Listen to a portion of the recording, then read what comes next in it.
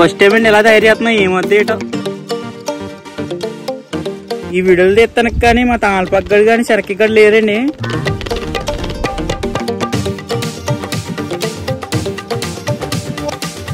Restaurant కన్నా చాలా బాగుంది.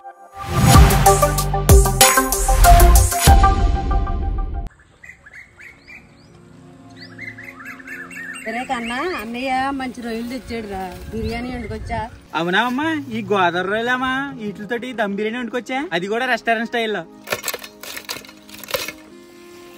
మేమైతేనండి రెస్టారెంట్ స్టైల్లోని రొయ్యలు బిర్యానీ వండడానికి మంచి రొయ్యలు తెచ్చామండి. గోదావరి రొయ్యలు చూడడానికి మంచి ఫ్రెష్గా ఉన్నాయి.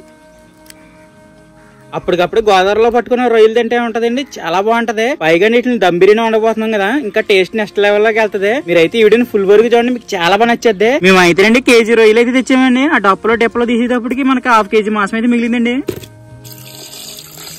రొయ్యలండి ఇలా తెల్ల మల్లెపూలా కడేసుకున్నాక దీనికి మసాలాలు అయితే తయారు చేసుకోవాలండి. మసాలాలు అంటే పెద్దగా ఏం అవసరం లేదు అండి, మనకి ఇంట్లో దొరికి చూడండి అయ్యే చిన్న చిన్న వస్తువులు. పసుపు, కారం, సాల్ట్, అలాగే ఒక పెరుగు ప్యాకెట్ అండి. ఈ మొత్తం కలుపుకోవాలి. ఇప్పుడు ఇందులో వేసి తగినంత కారం, ఇంకేటమ్మా సరిపడగా ఉప్పు, సాల్ట్, అది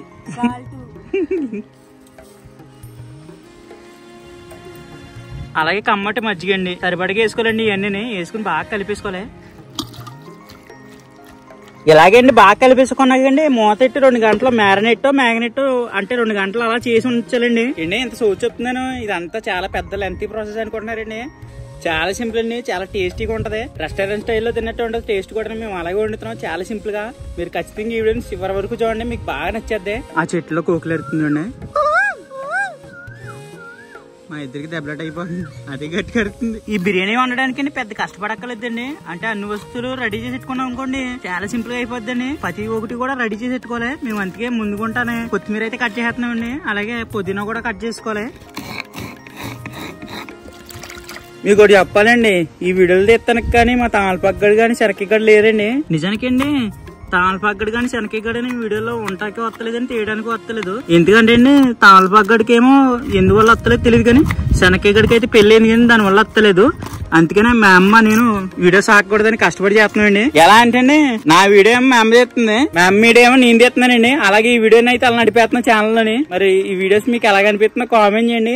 కష్టపడి చేస్తున్నాం, మీకు ఎలా కనిపిస్తుందో కూడా కామెంట్ చేయండి. మనం రొయ్యలు దమ్ బిర్యానీ అనడానికి అండి కంగారే చేయకూడదని, లేకపోతే దెబ్బేది టేస్ట్ విషయంలోని. అందుకని ముందుకుంటానే అన్ని కట్ చేసుకుని రెడీ పెట్టుకోవాలండి. ఉల్లిపాయలు, పచ్చిమిరకాయలు ఇవన్నీ కట్ చేసి రెడీ పెట్టుకుంటే మనకి వండడానికి స్పీడ్ గా అవుతుంది, అలాగే టేస్ట్ కూడా బాగుంటది. మనం ఏంటి బిర్యానీ వండుతాం గొప్పతనం కదండి. బిర్యానీలోకి ఇలాగ ఆనియన్స్ ఫ్రై చేసి ఉంటాయి చూడండి, అవి పర్ఫెక్ట్ గా ఆనియన్స్ గోల్డెన్ కలర్ వచ్చేలా బాగా ఆపాలండి. అప్పుడే బిర్యానీ టేస్ట్ బాగుంటది.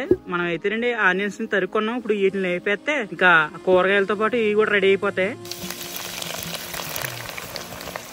ఇదేనండి పర్ఫెక్ట్ టైం. ఈ కలర్ లోకి వచ్చేలా తీసేలే, కరకరలు ఆడాలి సౌండ్ పట్టుకుంటే తెలిసిపోతుంది.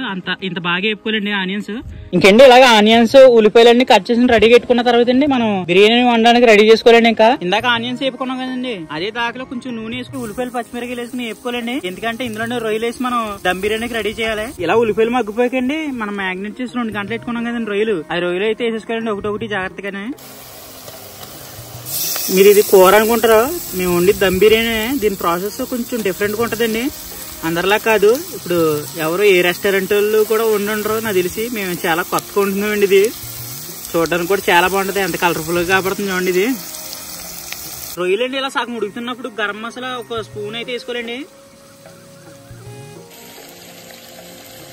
అలాగే గరం మసాలా వేసాకండి ఒక అల్లం వెల్లుల్లి ముద్ద కూడా వేసుకోవాలండి.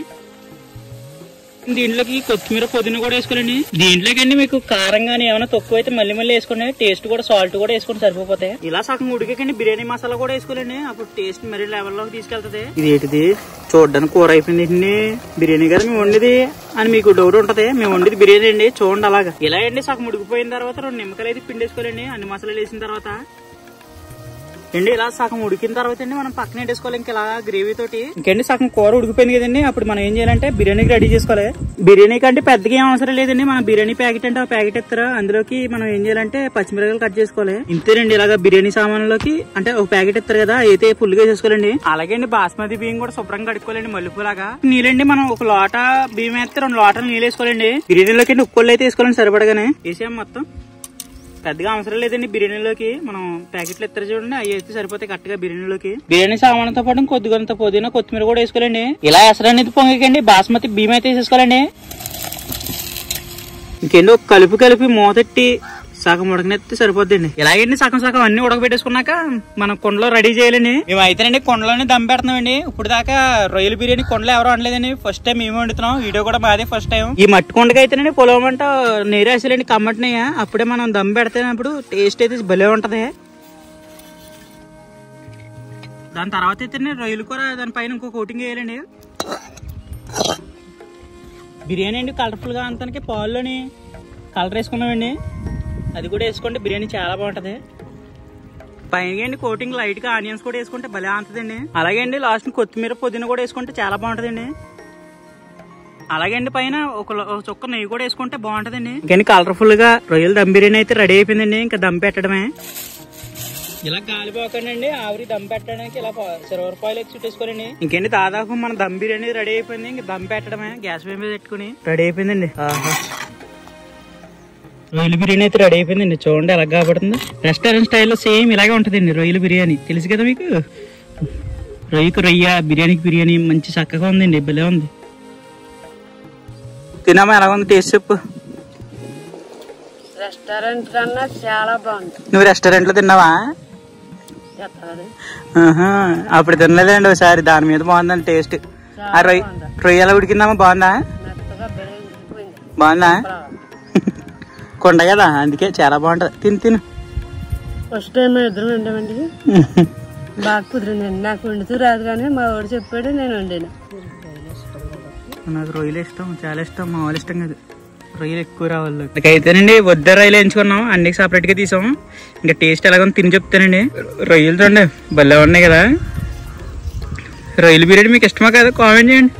ఇంకా ఇలా రొయ్య ముక్క ఒకటి తీసుకుని బిర్యానీ నంచుకుని ఒక ముద్ద తింటే ఉంటదండి, కాలిపోతుంది బాబాయ్.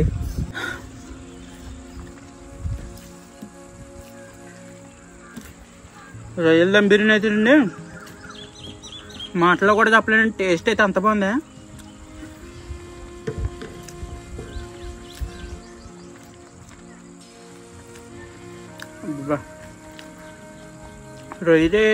రొయ్య గోదావరిలో దొరికిందండి, దానివల్ల ఇంకా టేస్ట్ చాలా బాగుంది. ఈ చెరువులో మామూలుగా అంటే అందరూ వేసి మేపుతారనమాట. వాటి మీద గోదావరిలో దొరికిన రొయ్యలు ఏమైతే ఏంటండి,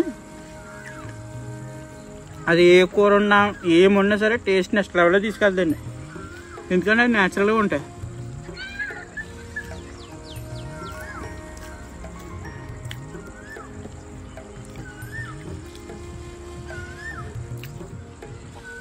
అసలు ఈ బిర్యానీ ఎలా వద్దు అనుకున్నాను కానండి, భలే కుదిరేసింది. మీరు కూడా వండుకోవచ్చు, ట్రై చేయొచ్చు కూడా. పెద్దగా మసాలాలు కూడా అవసరం లేదండి. చిన్నగానే సింపుల్గా మీ ఇంట్లో ఏది దొరికితే అది ప్రతి ఒక్కటి వేసుకుని వండేసుకుంటామే. ఒక 10 రూపాయలు మనకి కాదనుకుంటా, ఒక 5గురు దాకా పడుకునే దానిచ్చండి రొయ్యల బిర్యానీ. ఎందుకంటే రెస్టారెంట్లోకి వెళ్తే అది 4గురు కాస్తే ఒక 4,000 ఎంత అవుద్ది. దాన్ని బట్టి మీరు ఇంట్లో ఒకసారి ట్రై చేయండి. ఇంతవరకు చూసారండి, మీకు ఈ వీడియో ఎంతమంది నచ్చి ఉంటుంది. అలాగే ఒక లైక్ కొట్టి మన ఛానల్ సబ్స్క్రైబ్ చేసుకోండి. మరొక మంచి వీడియో అంతవరకు బాయ్.